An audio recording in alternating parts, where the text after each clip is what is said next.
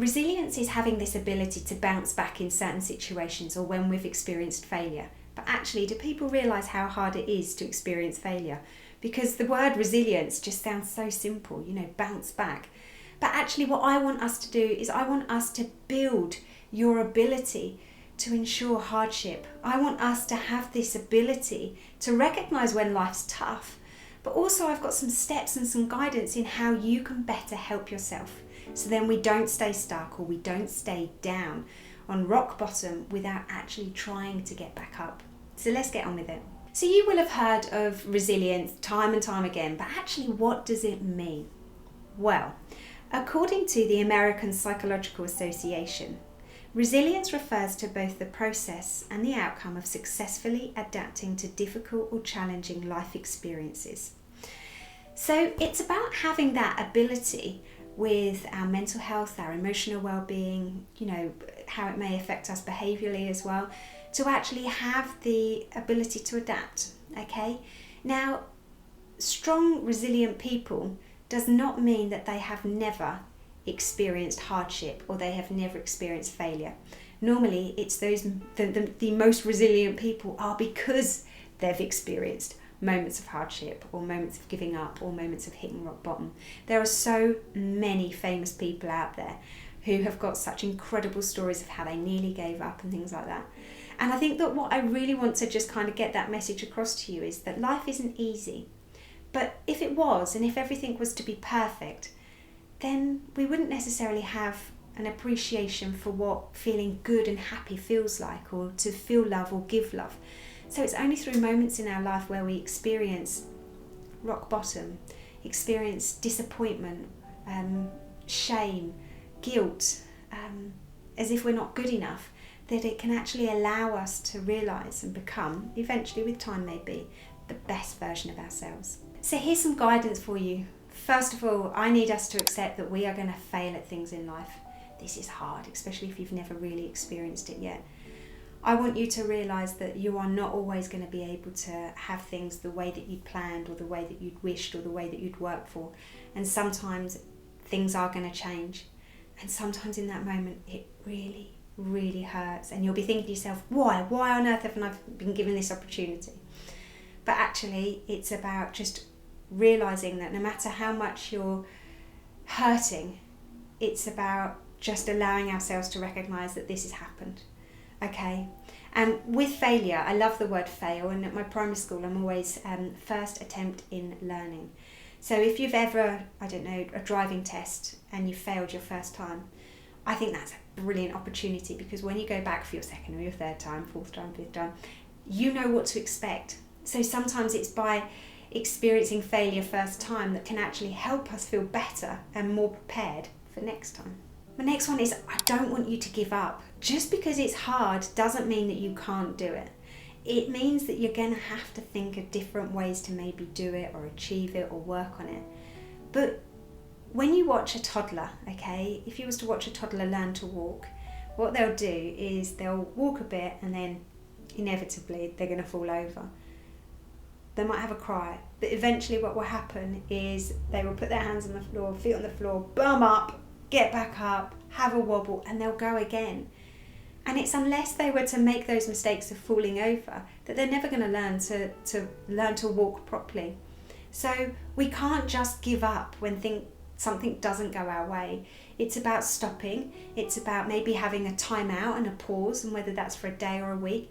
But it's about allowing ourselves to go again and not give up. That life's not as easy as that. We can't just give up. We've got to realise what's for us, and then maybe look at a different way of trying to achieve it, or maybe realising maybe that's not for me, maybe I can do this instead. But we don't just give up on the whole thing and, oh no, it's fine, I didn't want that. When actually it's about just trying different avenues. My next step is, I need you to learn to take care of yourself.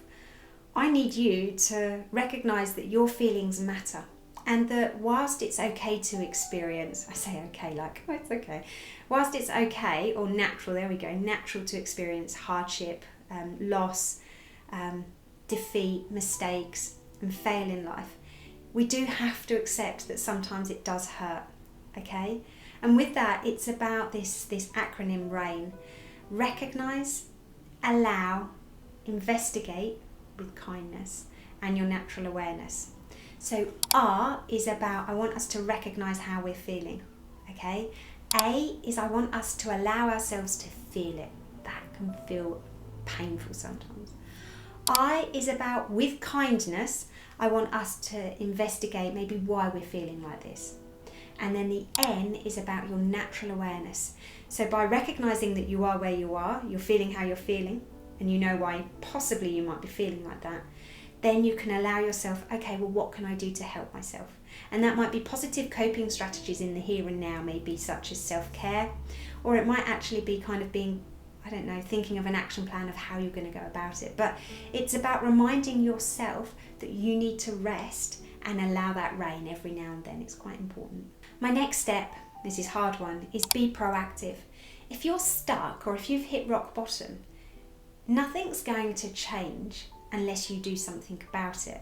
And that most probably sounds really harsh. Just thinking.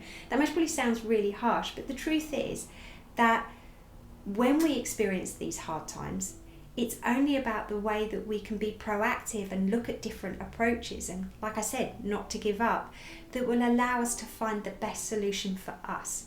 Now, don't forget that things are different for different people and we all have our own unique story. But you have to kind of just at the back of your mind think about your future self and just think, you know, what will my future self want? You know, because your future self is going to have to fight to become him or fight to become her or fight to become them. That it's really important that you're proactive and you use the opportunities to really try and figure out different solutions for your future self. And my last step is the importance of staying connected. When we experience these hardships, mistakes, failure, making the wrong decisions, it's very easy for it to just, you know, not have a pity party, because I'm all up for a pity party, but just feel as if the world is against us when it's not. It's just how you're coping with it. But sometimes what can happen is we can very much go in on ourselves and kind of just stop existing so much with so many people. But what happens then is that we feel more and more alone because we're less connected, and then we really are kind of maybe making it harder for ourselves. By getting connected with our friends or family or for other people that have maybe experienced those particular hardships will allow us to recognise that we're not on our own, and also to get guidance of how to lift ourselves up or to make ourselves realise that, okay, this didn't go quite as right as I wanted it to. However, I'm still me, I'm still loved, I'm still good enough, and allow you to really kind of keep moving in the right direction. So there you have it. There's just some guidance to help you really embrace hardship, embrace making mistakes, embrace making the wrong decision, embrace failure.